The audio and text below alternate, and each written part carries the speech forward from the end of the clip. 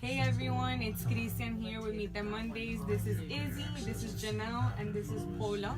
We're about to go live on joeradio.org. We're a few minutes behind, but thank you for tuning in, and yeah, you'll hear us on the airwaves. Bye. Alright guys, here we go. Have a good show. Have a good show. Bring it back. From the soul, y'all.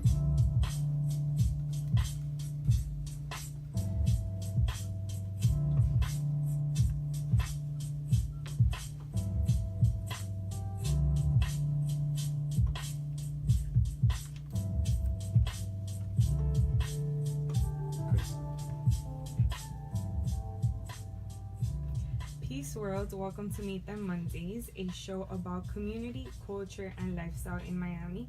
I'm your host, Christian Portilla. Before we get into the show, I hope you all had a great Thanksgiving. I just came back from Atlanta and it was incredible. And there's something special about the city. I love the people there. I love everything about it. One of the highlights of my trip was going to Piedmont Park. There was this, and I'm here with Izzy. What's up? Izzy's actually from Atlanta. Isabella Acker, Janelle Allen, Hi, and Paula Bunster What's up? of Prism Creative Group. But Izzy was like mad excited because she's from Atlanta. It's true. Yeah. So Izzy, there's this place over there called Piedmont Park, which is a really nice Of park. course, yeah. But then there's this other park, and there's something called the Doll's Head Trail. I don't know if you've ever heard of it. No, but I saw it on your story. It looks so On creepy. Instagram. But It like, was so strange. So you're walking through this. First of all, it felt like it took like 15 to 20 minutes into like the woods, like super scary, foggy, like there's nobody around. And like when you get there, like halfway into the walk, you're like, maybe I should turn around. Like, how deep in this woodsy area is this? You finally make it like another 10 minutes later and you get to like this trail, and it's literally like a bunch of like dolls' heads and like old toys and like rusty like weird things. And is it historic or is it like an art installation? it's like an art thing that people just started like leaving dolls' heads there. It's super And it just got like creepier over time. Yes, with like weird messages, but it was awesome. Oh, that's awesome.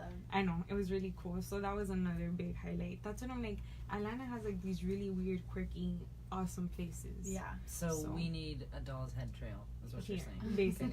I actually have seen a Doll's Head trail somewhere else. Oh my god, we need to In find a Edinburgh, Miami in one. Scotland, yeah. Oh, It's like It's like a a thing. ghost story though. They leave it for like the female ghost, the girl. Yeah, It's like There's a a whole child. community around this. Yeah. So It's when very it happens niche. here, I'll be writing the story. There's definitely a subreddit about it. You have to find Absolutely. it, for sure. Exactly. Oh, I also passed by the Trap Music Museum. Oh, of course. cool. Nice. T.I.'s spot. That's something new. And then I definitely hit up like all the like the buy, sell, trade stores, like the thrift stores and all that Mhm. stuff. So There's a lot of spots. There's a lot. girl, let me tell you, it's amazing. I loved it. No, it's your third trip. You're For becoming real. a veteran now. I know. Let's see. So let's talk about Prism. I'm glad you girls are here. Prism. Yes. Yeah. I'm so excited. Prism is a storytelling, community building, and influence company that fills creative voids through experiential marketing and events. You stitch together Miami's story by transforming it with experiences that push the narrative forward, and you hone in on different concepts. You give it legs through your compelling content, and you elevate it with buzzworthy teasers that bring events to life. Such That a was- mouthful. It's like, what do we even do? There was no period at all. It was all comments. But that was Paula. That Yeah, was definitely a So Paula. you know that we like sent this verbiage to you probably, right? Definitely. I got it on. Okay, sorry. But anyways, ladies, welcome so much. Like, welcome to the show. I'm so happy to have you here. And so, full disclosure, we have some history between We us. do. Yeah. Like almost a decade of history God. coming up. Really long time. And Yeah. When I was a baby newborn journalist, baby writer. And we had no idea what we were doing. For sure. Here's how we met. I don't know if you guys all know this, but back in the day when you guys were doing Black Key Group, Yep. Shout out Swenello, Jacob Jeffries, Raquel Sophia. That's who we were working with. Oh, really? Yeah. From back in the day. Pop up piano. Yeah, there's a lot of like RIPs on. No, I mean like some are alive and well, but Pop and Piano is not doing well. But I mean it's just it's a project. That It was a short- project. Yeah, exactly. Yeah. Yeah. And so Black Key Group was like a blog / like event. Yeah, I mean, you know, Situation. it's funny. It's like we've continued to evolve based on not just like everyone's skill sets and passions, but also what we believe is missing. So we were always like an artist marketing management company. We saw a void for that, and as we were getting really involved in the scene and we started seeing a bunch of bands, we're like, who is writing about these bands and where are people going? Because even if I was a newcomer at the time, even if I were to read something on the New Times, like I wouldn't even know what would be good, you know? And so the idea was that you really wanted somebody who a voice you trusted to just tell you like what's the band to see tonight and, you know, all that flavor. So that's really, Paula was the editor of that blog, and it really is like the foreshadowing to what we're doing now. Yeah, I think another important thing, when Izzy founded Black Key Group with Whitney, a big part, like Shout she said, out Whitney was, in Vancouver. Canada. She was taken from us by Canada. Another band member lost the dust. So it was, we were a lot more focused on working directly with musicians and marketing them and helping them and managing them. And over time, we also started to see, you know, as like, you know, venues started closing down, Grand Central, you know, other ones, just a lot of ones. It's just like, it's a lot. It's a lot to talk about. Yeah. We started realizing, like, it just didn't feel right to take the money and work directly with these artists when we could be working with people and affecting the city on like a higher level that gave more opportunities to these artists to perform and you know, pay their rent. So like, well, it's also, we saw our strength was in helping the whole scene as you know, like to truly be an effective music manager, you have to be able to open doors. You have to be able to make those calls and be like, hey, I want my artists to open Madison Square Garden. I mean, so to speak, you know? Right. And so when you're trying to be everything for a band, because you have to at the beginning, the publicist, the booking agent, the manager, it's just like literally not even possible if you don't have the experience and the connects to push their career forward. Right. Yeah. And so it's a partnership you take, but we realize like we just can't make such a big impact with one career as we could with the whole scene. Yeah. Right. You know? Totally. So I remember I don't even know how I found you guys on Twitter at the time. Shout R.I.P. Twitter and shout out Twitter. And I think the tweet was like, what bands are you excited to see this, or what bands are you currently listening to, or something like that you guys had tweeted out. So I wrote back at the time, like I was like I'm still into it, but I was really like the indie scene was like really popping. Yeah, who did you say? I don't remember who I said, but I know I said Little Dragon for sure. Okay. And I said like, I don't know, a couple of other bands like. Did you see them at House of Creatives? No, I didn't, but I saw that you guys were. And I just I haven't been feeling their music lately, but they were my like favorite band of all time at one point or another. I mean, yeah, they're so beloved by Miami. They used to sell out those shows at Grand Central. Yeah, that show. And I went to that show. I did remember too. them. So good. Oh, yeah. Well, hello, all of us. I think you covered it for Black Key Group. I think I've heard of that blog. Full circle.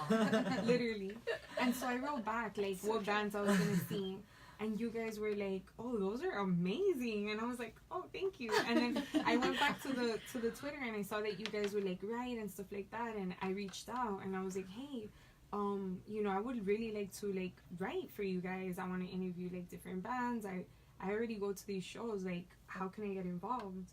And I remember this. Yeah, and it was like, well, we don't pay our writers, but if you want to go for the experience, or if you want to go and just, you know, be there, go. And that's really how it started.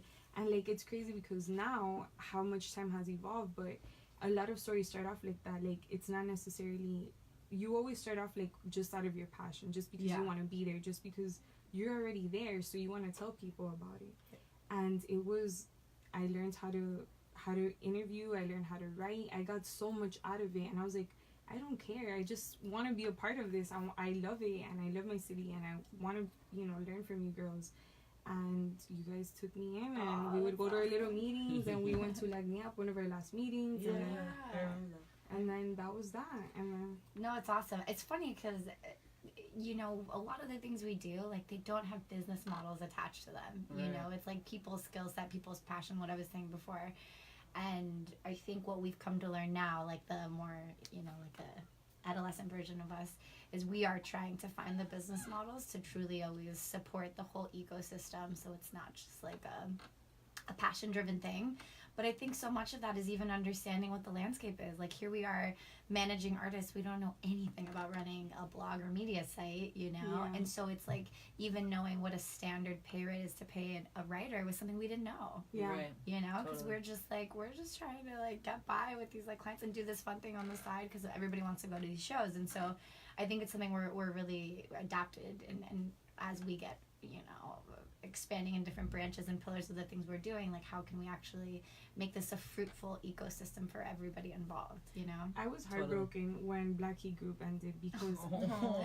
well, because I wasn't, like, no shade, but I wasn't given notice. It was just like, oh, this isn't happening anymore. And Neither I'm- did I. Yeah. It was pretty, like, I mean, you know, it was just, Yeah, I It was mean, I know now, but Yeah. at the time I was like, wait, what am I gonna do?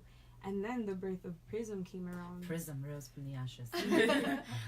But it was about a year later. I think it was like a year later, or no. Because the thing is, when It was pretty quick after. well, I get the thing. I was at Live Nation the entire year that Black Key Group stayed alive, but it was like really, Whoa, like yeah. barely. It Like was really like we- me on yeah, the blog. it wasn't a and, whole lot was happening. You know, like Whitney tried, but she was going to school full time, and like, I do remember. and so I was going to Black Key Group stuff at night, but like it was just really hard to make it a thing. So when did you decide, like, I we're was- gonna do Prism? So when I put in my resignation to Live Nation, I thought I was gonna go back to Black Key Group, but then her and I couldn't agree to, like, she was moving, and I was like, well, I'll take it, and she was like, well, we kind of built this together. I was like, okay, that's fair. And so the next day, Prism was created when I left Live Nation. Yeah. Are you serious? Yeah, yeah, it's kind of crazy, and with also like no idea what that even meant. Yeah. So Mhm. what is like? Describe to me, because today when I was We on were my at Instagram, Panther. I when we remember met. this. The last meeting was at Panther. Yeah. I didn't even go to that one. The last Yeah. one I went to was Lagniappe. Okay, that was probably. It was like you, me, and Whitney. Yeah, it's like, Yeah. okay, so like, wait, none of us have our life figured out. blog. Yeah. Can you? No, I know. No, so, yeah. so I mean, Let's- that's to Paula's point. That was the evolution of like deciding instead of working with one musician, like let's help the scene. And so Yeah. Prism became the 2.0 of that, of like understanding like what would even help the scene, what is the scene, and then we started to understand about neighborhoods and like Yeah. budgets and developers and like all this stuff that we know now, where we realized we could just be a much more positive conduit in getting people hired and like, you know, exposure and like things that truly are mutually beneficial. We began to like see in a totally different light, Right. you know. And also like on an educational standpoint, I mean, back to your point about, you know, not paying writers and stuff like that, like also helping these people, these bookers or these, you know, developers who have this budget, you know, when we do events, also re-educating like how much to pay an artist that actually is feasible for them, you know, like a lot of times we want to bring, we want to bring entertainers and artists and passion people who are putting so much sweat equity into their work. We want to give them the actual value that they deserve. And when you look at music, for example, it's usually the one, particularly in Miami, back to all the venues that have closed down, that is kind of seen as like a background thing, you know. Maybe it's the club culture, I don't know, but I used to work in catering and events, and every time the line item got to the music and the bands and the, you know, entertainment, we would be like, you know, whatever, $1,000 for a 5-piece band, which is totally normal, whatever. The client would always want to slim always on that one line item because they weren't educated about the value of having a good band, or, you know, an artist that actually knows how to perform, or the band that will make the crowd want to dance at your wedding or whatever or the event band you're doing. that comes with their own You sound. know, the like, people just- the people who yeah. really deserve to be reminded, like, not only are we paying you for your work, but we're paying you because, like, we see The you artist, and yeah. you're doing really well at that. And that's also something that we've kind of kept to our guns at with the events and the people we work with too, is just reminding them that these, you know, this is the way it should be. We want to bring that norm back to where it's, you know, feasible for everyone. But what is Prism? Because Prism to me is an umbrella of so many things. It's to me a public relations firm. Oh, wow. We've gotten that one before, but that's not Yeah. what we are. You know? I And mean, naturally, of course, it's like an organic. We do it in a totally different way. right, but Right? Yeah. but if I'm and I guess Yeah. I had this idea because when I was trying to put this together, I'm thinking, okay, it's a creative group, and it used to be Prism Music Group, which Right. we'll get to that in a Mhm. second. The rebrand is real. Yeah.